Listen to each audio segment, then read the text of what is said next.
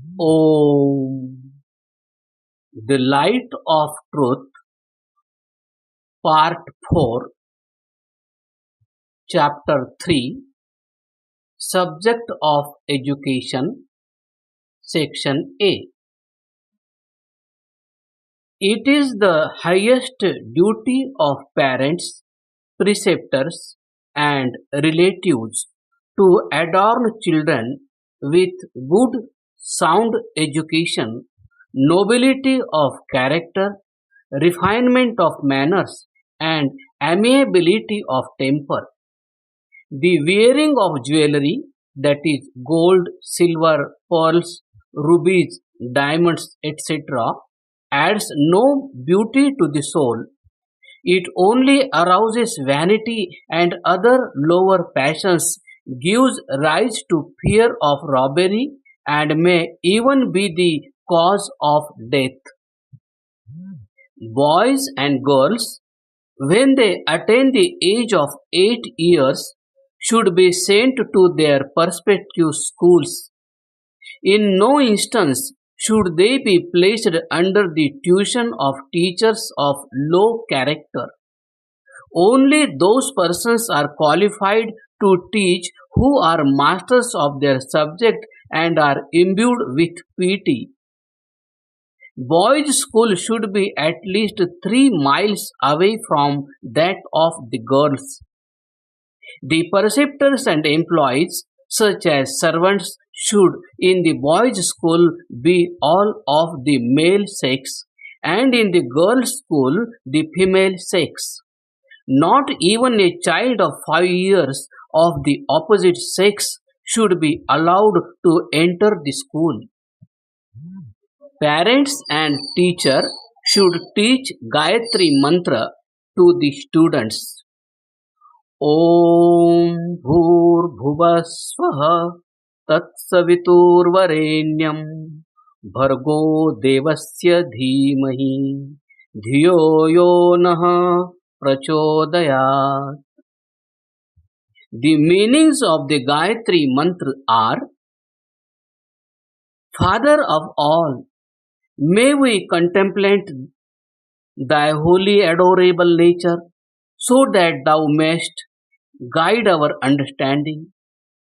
Thou art our God, who alone art to be adored and worshipped. There is none beside thee who is equal to thee or above thee. Thou alone art our Father, ruler, and judge. Thou alone bestoweth happiness. Pranayama. All girls and boys should do pranayama. Just as a goldsmith, by blowing strongly against a piece of impure gold, removes its impurities by oxidation, so pranayama burns off all impurities of the mind and senses. Manusmriti. Method of pranayama.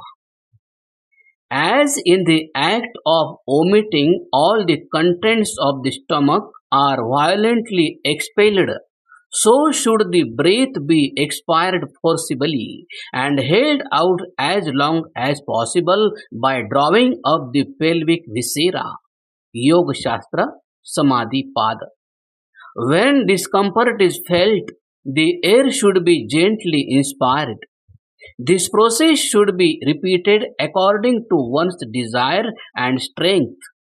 This exalts the purity of the mind and develops concentration. After pranayama, the students should do upasana and homa. Question: what is the good of doing homa? Answer: it is a well-known fact that impure air and impure water are productive of disease, which in turn causes so much pain and misery, whilst pure air and pure water are productive of health and consequently of happiness.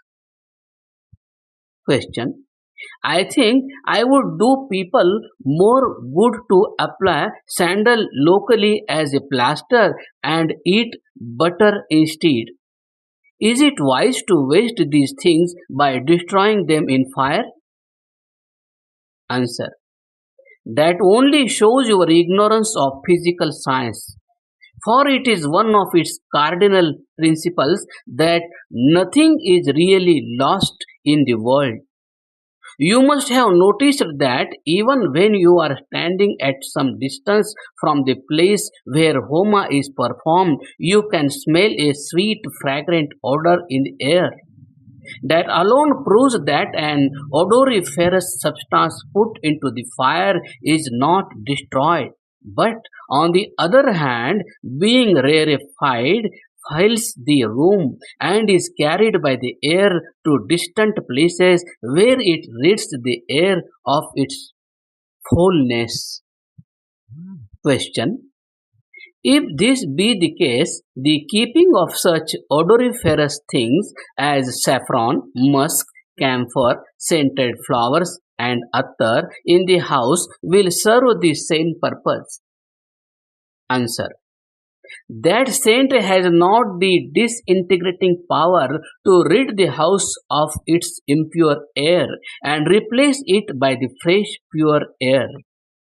It is fire alone which possesses that power, whereby it breaks up the impurities of the air and reduces them to the component parts, which, getting lighter, are expelled from the house and replaced by fresh air from outside. Question. What is the object of reciting mantras whilst performing Homa? Answer. The objects are three. First, the mantras explain the uses of Homa. Second, in this way, Vedic texts are learnt by heart. Third, it helps the study of the Veda and preservation thereof. Question. Is the omission of Homa is a sin? Answer. Yes. The amount of suffering a man inflicts on his fellow beings by polluting the air and water with the waste products of his body and consequently bringing on disease becomes the measure of his sin, to atone for which it becomes incumbent on him to perform Homa and thereby purify air and water to an extent equal to or greater than the harm he has done.